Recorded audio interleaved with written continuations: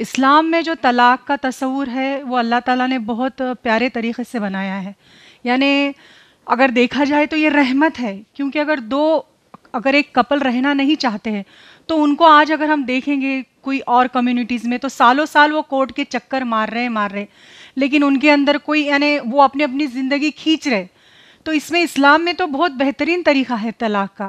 رہی بات ایک ٹائم ٹرپل طلاق دینے کی، تو یہ اسلام سے جائز ہی نہیں ہے اگر اسلام کی سٹڈی کرے تو. اب یہ الگ بات ہے کہ اس کو جو ہے میڈیا نے الگ طریقے سے پھیلائی یا لوگوں کے اندر مسکنسیپشن ہے، کیونکہ ان کو ایکچولی اسلام کا سٹڈی نہیں ہے اسلام کی.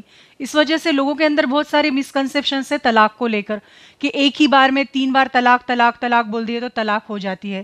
جبکہ اگر آپ اسلام کی سٹڈی کریں گے، آپ اسلام کو جانیں گے تو آپ دیکھیں گے کہ وہ 3 مہینے کا پیریڈ ہوتا ہے، اس کے اندر ایک طلاق ہوتی ہے، پھر دوسری. یعنی اگر شوہر بولتا ہے، اگر اس کے بیچ میں دونوں کے بیچ سمبند اچھے ہو جائے تو وہ طلاق نہیں مانے جاتی. اور اسلام میں سورہ بقرہ آیت نمبر 228 to 248 اگر ہم پڑھیں، اور سورہ طلاق نام کا ایک سورہ ہے قرآن میں، اس میں آیت نمبر 1 to 5 اگر پڑھے تو ہم کو طلاق کا پورا پروسیجر معلوم ہو جائے گا. ایک بہترین یونیفارم سسٹم میں طلاق کا یعنی ہر مسئلے کا حل ہے.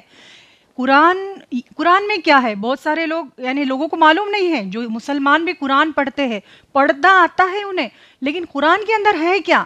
قرآن میں یہ ہے کہ زندگی کیسے جی جائے، زندگی کا ضابطہ دیا ہوا ہے. مرنے سے پیدا ہونے سے لے کر تو مرنے تک کیسے ہمیں جینا ہے، ہمارے اکنامیکل ریلیشن کیسا ہونا چاہیے، سوشل ریلیشن کیسا ہونا چاہیے، پولیٹیکل ریلیشن ہونا کیسے چاہیے، آپس میں میاں بیوی کے ریلیشن کیسا ہونا چاہیے، یہ سب اس میں ڈسکس کیا گیا ہوا ہے. قرآن میں سورہ بقرہ میں آیت نمبر 187 میں اللہ تعالیٰ فرماتا ہے کہ تم دونوں ایک دوسرے کے لباس ہو. یعنی ہسبینڈ اور وائف کو لباس کہا گیا ہے، یعنی دونوں ایک دوسرے کو پروٹیکٹ کرتے ہیں. کپڑا کیا ہوتا ہے؟ انسان کی بیسک نیڈس کیا ہے؟